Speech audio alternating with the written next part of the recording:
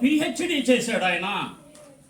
Constitution లాలో మొట్టమొదటిగా PhD చేసిన ఏకైక వ్యక్తి డాక్టర్ అంబేద్కర్. ఆయన్ని వదిలేసి మీరు మా దేశానికి వచ్చి మమ్మల్ని రాయమంటాం చాలా అవమానం, మీరు వెళ్ళి ఆయనతో రాయించుకోమని చెప్పిన సందర్భం ఉన్నది. అంటే ఈ దేశం డాక్టర్ అంబేద్కర్ని స్వేచ్ఛగా రాజ్యాంగం రాయటానికి అనుమతించదు. రాజ్యాంగం రాసే సమయంలో అన్ని అవాంతరాలే. ఆయన ప్రధానమైన కోరిక ఏంటంటే ప్రాథమిక విద్యను ఫండమెంటల్ చాప్టర్స్ ప్రాథమిక హక్కుల అధ్యాయంలో పెట్టాలని ఆయన భావించారు. దానికి ఆనాడు పాలక మండలి రాజ్యాంగ సభ్యులు ఆమోదించాలి. ఇది ప్రజలకి ప్రాథమిక విద్య హక్కు ఉండకూడదని చెప్పి ఆదేశ సూత్రాల్లో పెట్టడం జరిగింది. అందుకని భారతదేశంలో ఇప్పుడు కూడా అక్షరాస్యత 65% దాటట్ల. అన్ని దేశాల్లో అక్షరాస్యత 90-95% ఉంది. మన దేశంలో మాత్రం అక్షరాస్యత ఎప్పుడు 65-70 మధ్య ఉంటుంది. చైనా కానీ మన తర్వాత స్వాతంత్రం సాధించిన శ్రీలంక, చైనా ఇలాంటి అన్ని దేశాలు అక్షరాస్యత విషయంలో 90-95% సాధిస్తే భారతదేశం ఇంకనూ 60-65% కాడే ఉందంటే ఇది ఆనాడు వాళ్ళు చేసిన కుట్ర ఫలితంగా ఈ దేశ పౌరులందరికీ ప్రాథమిక విద్య అందజేయబడాలి. తర్వాత ఆయన ప్రధానంగా కోరుకున్నది ఏంటంటే బాబాసాహెబ్ అంబేద్కర్ భూమిని జాతీయం చేయాలని కోరుకున్నారు. భూమిని ఈ దేశ ప్రజలందరికీ పంచాలని ఆయన తీవ్రంగా ఆలోచించాడు. దానికి రాజ్యాంగ రచన సభ్యులు ఆమోదించలేదు. భూమి మీద ఎలాంటి హక్కు లేకుండా చేశారు. ఇంకా ఆయన అత్యంత తీవ్రంగా మద్యపానం నిషేధింపబడాలి. ఈ దేశంలో ప్రజలందరూ తాగుబోతులు అవుతున్నారు, వారికి మద్యపానం అందించకూడదు, దీన్ని నిషేధించాలని చెప్తే దాన్ని కూడా అంగీకరించాల. దాన్ని కూడా ఆదేశ సూత్రాల్లో రాష్ట్రాలు ఇష్టం, మద్యపానం ఉంచుకోవచ్చు ఉంచుకోకపోవచ్చు, అది రాష్ట్రాలు ఇష్టం అని చెప్పి ఆ మద్యపాన నిషేధాన్ని కూడా రాజ్యాంగంలో ప్రాథమిక హక్కుల అధ్యాయంలో ఉంచడానికి ఇష్టపడు.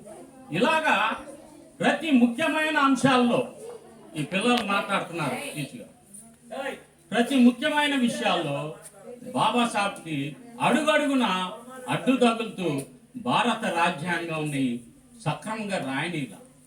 ఆయన ఎంత కష్టపడ్డాడంటే ఆయన తీవ్రమైన డయాబెటిక్ పేషెంట్, అసలుకి రాయలేని పరిస్థితి. ఆయనకి ఎప్పుడు యూరిన్ వచ్చేస్తూ ఉంటుంది సడన్గా. ఒక ట్యూబు ఆ యూరిన్ వెళ్ళే దానికి తగిలించుకొని ఒక బకెట్లో పెట్టి ఈ కాలు ఎత్తు పైన కట్టుకొని కాలు పనిచేయకపోతే అలాగా 2 సంవత్సరాల 11 నెలల 8 రోజుల 11 రోజులు ఆయన అత్యంత తీవ్రంగా కష్టపడి ఈ భారత రాజ్యాంగాన్ని రాయటం జరిగింది. ఆయన ఒక్కడే ఈ పని అంతా అత్యంత కష్టమైన పని, దేశానికి సంబంధించిన పని చేస్తే ఈరోజు ఆ రాజ్యాంగం చెల్లదని చెప్పి మనువాదులు ఒక 750 పేజీల మరొక రాజ్యాంగాన్ని తీసుకురావాలని ప్రయత్నం చేస్తున్నారు. ఆ రాజ్యాంగం వస్తే ఈ దేశ పౌరులందరికీ విద్య, ఆరోగ్యము, ఈ హక్కులన్నీ కూడా నిరాకరించబడతాయి. ఎవరు చదవటానికి మళ్ళీ మనం రోడ్ల మీద ముష్టెత్తుకోవాలి. ఈ పిల్లలు, ఇప్పుడున్న పిల్లలు భవిష్యత్తులో పెద్ద పెద్ద చదువులు చదవటానికి డబ్బులు కట్టి చదువుకోవాలంటే అది సాధ్యమయ్యే పని కాదు.